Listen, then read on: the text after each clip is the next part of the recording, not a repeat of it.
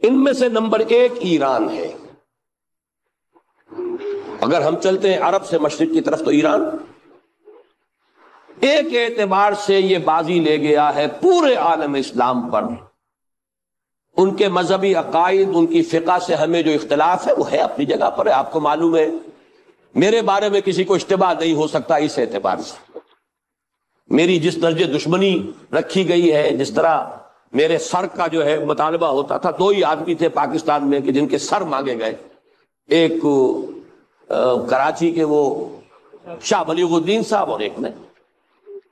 تو اس حوالے سے وہ اپنی جگہ پر اختلاف ہے، لیکن اس حقیقت کا اعتراف کیے بغیر نہیں رہا جا سکتا پورے عالم اسلام میں یہ واحد مسلمان ملک ہے جس نے بہرحال اپنی شریعت، اپنے عقائد کے مطابق ایک مذہبی انقلاب برپا کیا ہے، اور پورے عالم اسلام میں مذہبی سطح پر حکومت کی سطح پر فنڈامنٹلسٹ صرف ایک ملک ہے، یا دوسرا جو ہے تھوڑا سا وہ ہے سوڈان، لیکن اس کی اہمیت اس لیے نہیں کہ وہ کسی عوامی انقلاب سے نہیں بنا، بلکہ وہ تو ایک فوجی انقلاب سے شکل بنی ہے جو بھی بنی ہے۔ اللہ کرے اس میں استقامت ہو، اس سے یقینی کوئی نتیجہ برآمد ہو جائے۔ خبریں بھی اچھی آ رہی ہیں، لیکن میں تو دنیا کا جو پرسپیکٹو ہے اس کے حوالے سے عرض کر رہا ہوں کہ اس پہلو سے ایران ان کا ٹارگٹ ہے، ٹارگٹ نمبر 1 ایک خاص اعتبار سے۔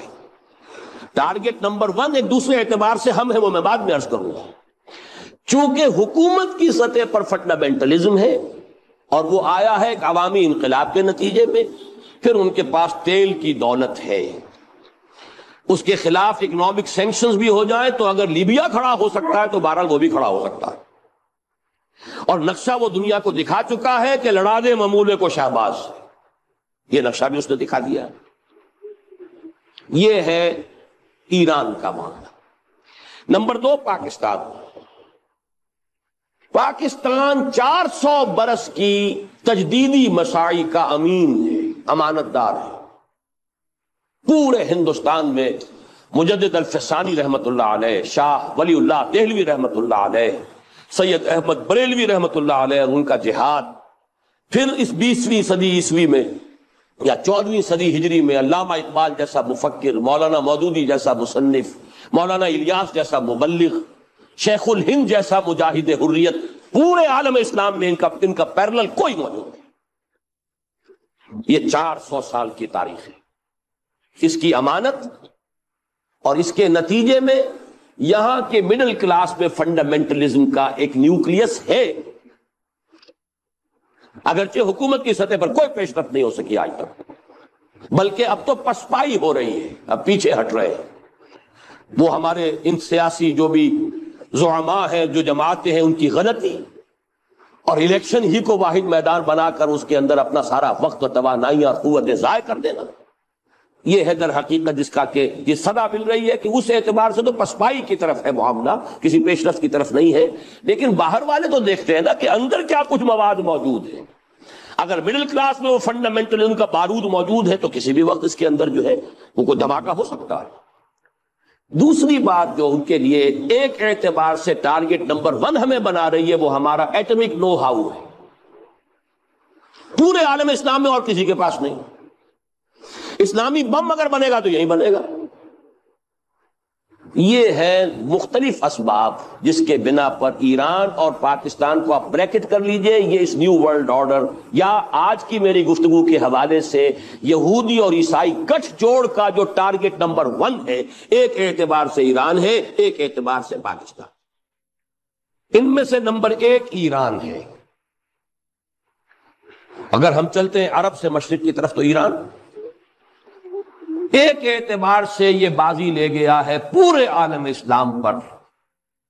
ان کے مذہبی عقائد، ان کی فقہ سے ہمیں جو اختلاف ہے وہ ہے اپنی جگہ پر ہے۔ آپ کو معلوم ہے میرے بارے میں کسی کو اشتباہ نہیں ہو سکتا اس اعتبار سے۔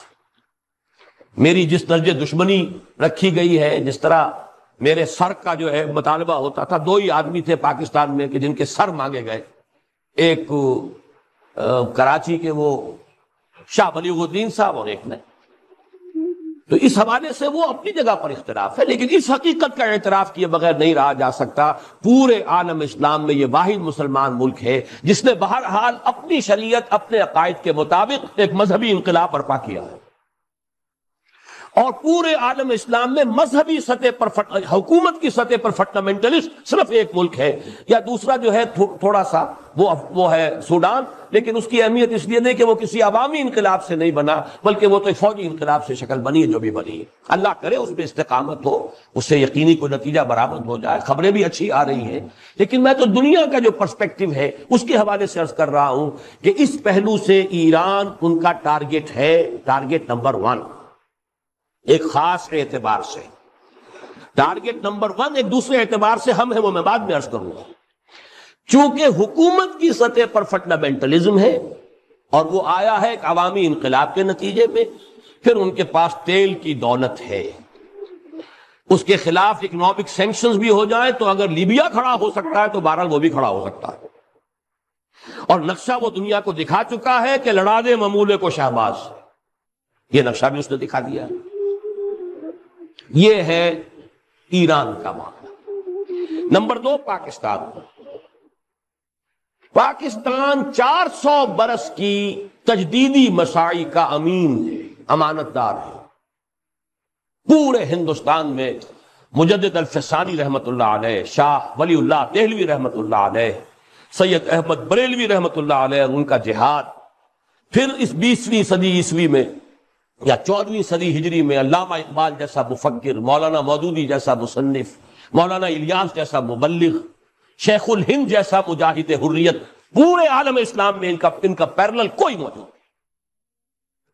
یہ 400 سال کی تاریخ ہے، اس کی امانت اور اس کے نتیجے میں یہاں کے مڈل کلاس میں فنڈامنٹلزم کا ایک نیوکلیس ہے، اگرچہ حکومت کی سطح پر کوئی پیش رفت نہیں ہو سکی آج تک، بلکہ اب تو پسپائی ہو رہی ہے، اب پیچھے ہٹ رہے ہیں۔ وہ ہمارے ان سیاسی جو بھی زعماء ہیں، جو جماعتیں ہیں، ان کی غلطی اور الیکشن ہی کو واحد میدان بنا کر اس کے اندر اپنا سارا وقت اور توانائی اور قوتیں ضائع کر دینا، یہ ہے در حقیقت جس کا کہ یہ صدا مل رہی ہے کہ اس اعتبار سے تو پسپائی کی طرف ہے معاملہ، کسی پیش رفت کی طرف نہیں ہے۔ لیکن باہر والے تو دیکھتے ہیں نا کہ اندر کیا کچھ مواد موجود ہے۔ اگر مڈل کلاس میں وہ فنڈامنٹلزم کا بارود موجود ہے تو کسی بھی وقت اس کے اندر جو ہے وہ کوئی دھماکہ ہو سکتا ہے۔ دوسری بات جو ان کے لیے ایک اعتبار سے ٹارگٹ نمبر 1 ہمیں بنا رہی ہے، وہ ہمارا ایٹمک نو ہاؤ ہے۔ پورے عالم اسلام میں اور کسی کے پاس نہیں۔ اسلامی بم اگر بنے گا تو یہی بنے گا۔